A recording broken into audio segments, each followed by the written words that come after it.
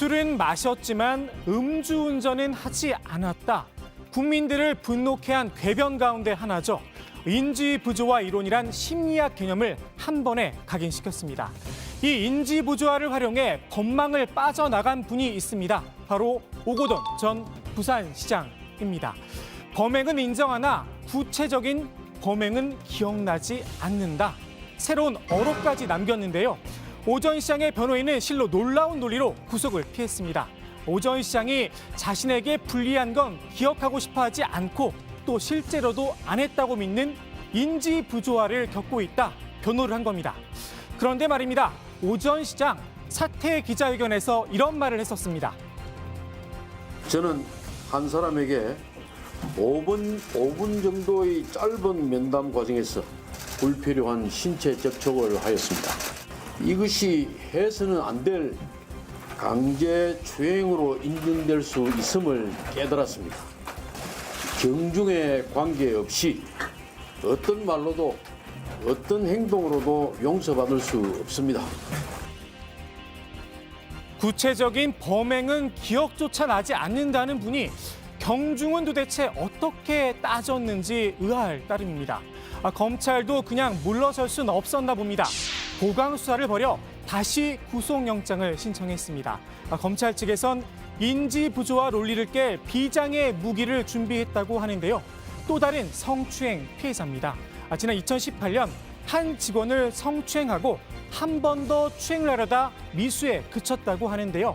관련 녹취록도 확보를 했다는 소식입니다. 오 전 시장 측 변호인에 따르면 이번엔 턱을 만진 혐의라고 합니다.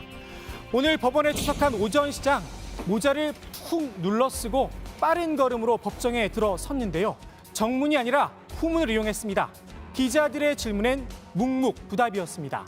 법정 앞엔 오 전 시장의 구속 수사를 원하는 시위도 벌어졌습니다.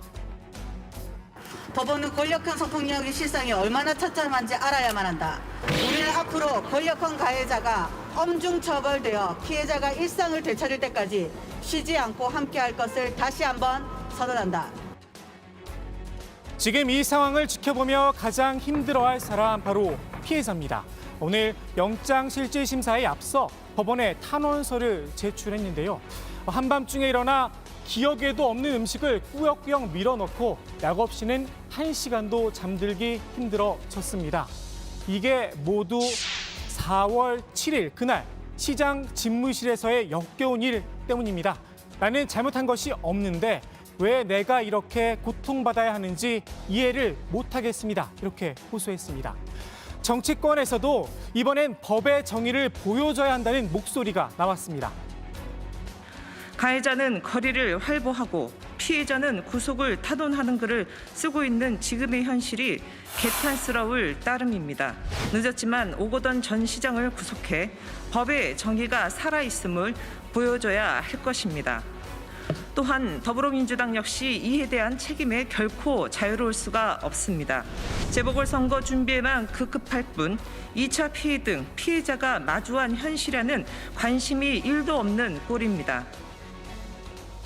설마 더불어민주당도 오거돈 전 시장이 민주당 소속이었긴 하지만 당에서 제명을 했으니 더 이상 책임이 없다. 뭐 이런 인지부조화를 겪고 있는 건 아니겠죠. 지난달 부산을 찾은 이낙연 대표, 부산 시민들에게 거듭 사과는 했습니다. 하지만 성폭력 사건에 대한 근본적인 반성이나 재발 방지에 대한 언급은 없었습니다. 오히려 내년 보궐선거 걱정이 더 컸습니다. 내년 4월 보궐선거에 후보를 내서 부산 미래 비전을 놓고 시민 여러분의 선택을 받는 것, 그것이 책임 있는 공당의 자세일 수 있다라는 판단에 이르게 되었습니다. 저희들의 그런 충정과 고뇌를 이해해 주시고 앞으로 저희들이 내놓을 후보자 그리고 그 후보자를 통해서 시민 여러분께 보여드릴 정책과 비전을 잘 판단해 주시고 심판해 주실 것을 부탁드립니다. 사정은 다른 정당도 마찬가지긴 합니다. 4.27 부산시장 보궐선거에 나오는 출마를 준비하는 후보들의 발언에서 모든 후보들은 오거돈 성범죄에 관련된 이 선거가 도대체 시작했는지 전혀 알지 못하고 다른 공약들로 뒤덮고 있습니다. 출마 예상자들은 오고돈 성범죄를 정치적으로 유리하게 이용하는 것만 골몰하고 성평등 부상을 위한 어떠한 정책적 준비도 고민도 보이지 않습니다. 법원은 지난번 오전 시장의 영장을 기각하며 이런 설명도 덧붙였습니다. 증거가 모두 확보됐고 주거가 일정하고 고령인 점을 종합했다고 말입니다. 그런데 이번에도 같은 결론을 내놨습니다. 또다시 구속영장을 기각한 겁니다. 그런데 문득 이분이 떠오릅니다. 구속됐다 보석으로 풀려난 신천지 이만희 총회장입니다. 구속 결정 당시 이미 측근들이 다 구속돼 있었죠. 관련 증거 확보돼 있었습니다. 주거지는 온 국민이 생방송으로 지켜봤습니다. 게다가 89살 누가 봐도 고령입니다. 그럼에도 구속이 됐었습니다. 다만 차이가 있다면 증거인멸 가능성인데요. 재판부는 오전 시장의 경우 증거인멸과 도주 우려가 없다고 또다시 판단했습니다. 영장 실질 심사를 마친 오전 시장 측 오늘도 이런 답변을 내놨습니다. 혐의는 인정하지만 기억이 나지 않는다고 말입니다. 재판부도 오전 시장도 참 한결같습니다.